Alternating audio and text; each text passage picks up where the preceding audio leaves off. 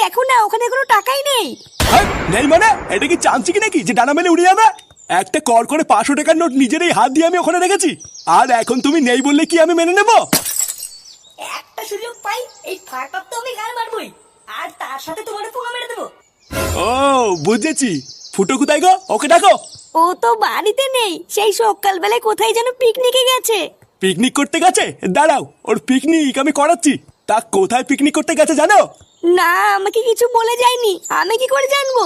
শান্তির ছেলে, দাঁড়া, তোর পিকনিক আমি বের করছি।